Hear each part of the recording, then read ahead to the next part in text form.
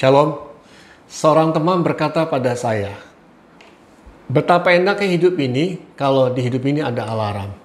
Seperti alarm jam yang membangunkan kita dari tidur semalaman. Saya balik bertanya, mengapa enak? Ya, karena kalau kita punya alarm dalam hidup ini, kita akan diingatkan untuk tidak cepat berbuat salah dan dosa. Misalkan begini, kalau kita mau berbohong, maka ada yang berbicara pada kita, mengingatkan kita, jangan bohong. Bohong itu dosa. Ketika kita mau benci seseorang, maka ada suara yang mengingatkan kita, jangan membenci, membenci itu dosa.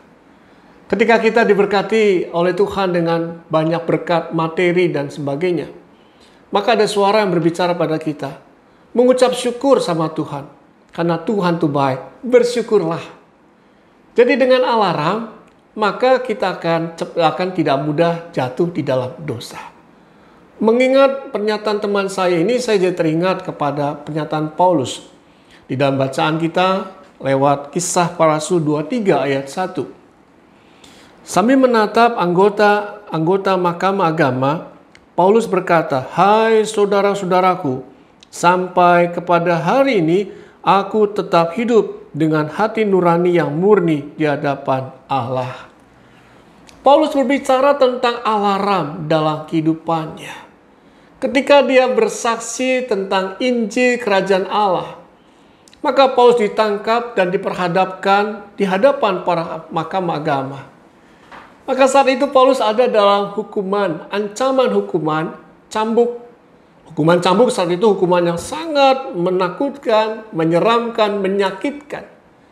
Tetapi ketika dia ada di dalam bayang-bayang ancaman hukuman cambuk, maka Paulus tidak langsung berkata dan mengatakan bahwa, "Ya, aku salah.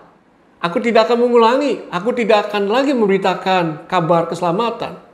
Berikan aku kesempatan untuk tidak memberitakan kabar keselamatan." Paulus tidak mengatakan demikian. Justru dia menemukan alarm dari Tuhan. Paulus boleh menyiapkan hati nuraninya, menjaga kemurnian hati nuraninya. Karena Allah bisa berbicara kepada Paulus lewat hati nuraninya.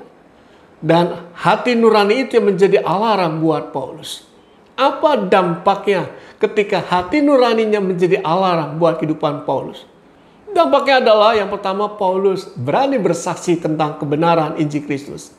Dan yang kedua, ketika Paulus patuh kepada suara Tuhan, maka Paulus diselamatkan dari ancaman hukuman cambuk.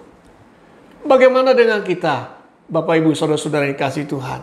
Setiap hari jika kita akrab dengan firman Tuhan, maka Roh Kudus yang akan menjadikan hati nurani kita sebagai alarm dalam hidup kita. Oleh karena itu, mari kita jaga kemurnian hati nurani kita, yaitu dengan terus mengisi hati nurani kita dengan kebenaran firman Tuhan. Mari kita isi hati nurani kita dengan tekun berdoa kepada Tuhan. Sehingga kita boleh memiliki hati nurani yang sehat dan kita peka pada suara Tuhan.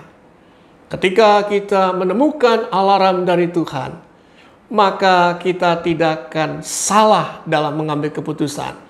Ketika kita menjadikan alarm ini dengan selalu menghadirkan Roh Kudus yang berbicara pada kita, maka kita bisa bersaksi tentang Injil Kristus.